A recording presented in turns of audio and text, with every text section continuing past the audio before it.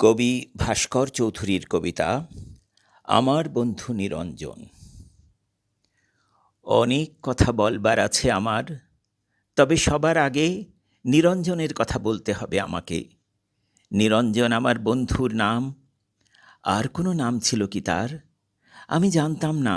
ওর একজন বান্ধবী ছিল অবশ্য কিছুদিনের জন্য, সে তাকে প্রীতম বলে ডাকত। ওর বান্ধবীর নাম ছিল জয়লতা। নিরঞ্জন জয়লতা সম্পর্কে আমাকে কিছু বলেনি তেমন। জয়লতাকে কখনো কোনো চিঠি লিখেছিল কি না সে কথাও আমাকে সে বলেনি। তবে জয়লতার চিঠি আমি দেখেছি। একটা চিঠি ছিল এরকম: প্রীতম, সময় গড়িয়ে যাচ্ছে, তুমি বলেছ এখন দুঃসময়, কিন্তু আমি জানি সব সময়ই সুসময়, যদি কেউ ব্যবহার করতে জানে তাকে। আমি বুঝি বেশি দিন নেই, যদি পারো এক্ষুনি তুলে নাও, নইলে অন্য পুরুষ ছিবড়ে খাবে আমাকে। আমার ঘরে বসে সিগারেট টানতে টানতে নিরঞ্জন চিঠিটা চুপ করে এগিয়ে দিয়ে বলেছিল, বিভু, চিঠিটা পড়ুন। আমি প্রথমে পড়তে চাইনি, পরে ওইটুকু পড়ে তার দিকে তাকিয়েছিলাম। না, ওই সিগারেটের ধোঁয়ায় আমি কোনো নারী প্রেম তাড়িত মানুষের ছায়া দেখিনি। ভয়ানক নির্বিকার। কিছু বলছেন না যে? আমি জিজ্ঞেস করেছিলাম। কি বলবো? এই ব্যাপারে? কোন ব্যাপারে? এই যে জয়লতা। বাদ দিন।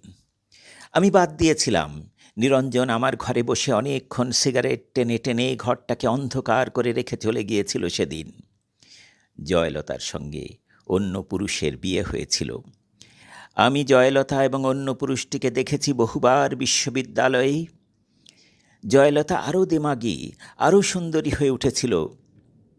অন্য পুরুষে ছিবড়ে খেলে মেয়েরা বুঝি আরও সুন্দরী হতে থাকে।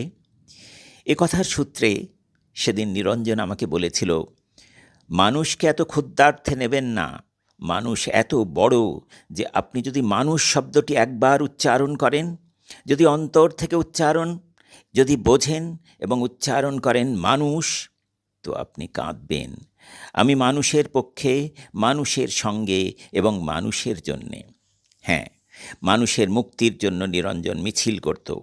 আমি শুনেছি নিরঞ্জন বলছে, তুমি দুষ্কৃতী মারো, বাঙালি মারো, হিন্দু মুসলমান মারো, গেরিলা তামিল মারো, এভাবে যেখানে যাকেই মারো না কেন ইতিহাস লিখবে যে এত মানুষ মরেছে। বড়ই করুণ এবং বড়ই দুঃখজনক। শক্তির সপক্ষে তুমি যারই মৃত্যু উল্লেখ করে উল্লাস করো না কেন, মনে রেখো মানুষই মরেছে। এই ভয়ঙ্কর সত্য কথা নিরঞ্জন বলেছিল, মিছিলে হাত উঠিয়ে বলেছিল, এভাবে মানুষ মারা চলবে না, মানুষকে বাঁচতে দাও। নিরঞ্জন আমার বন্ধু। নিরঞ্জন বাঁচেনি। তার উদ্যত হাতে লেগেছিল মানুষের হাতে বানানো বন্দুকের গুলি, বুকেও লেগেছিল, যেখান থেকে মানুষ শব্দটি বড় পবিত্রতায় বেরিয়ে আসত।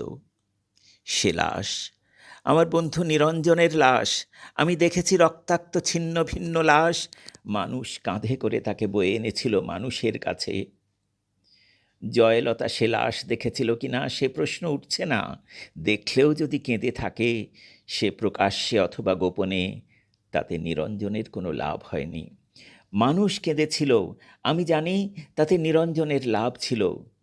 নিরঞ্জন প্রমাণ করতে পেরেছিল, গতকাল মিছিলে আইন অমান্যের অভিযোগে যে দুষ্কৃতী মারা গিয়েছে তার নাম নিরঞ্জন, সে আসলে মানুষ।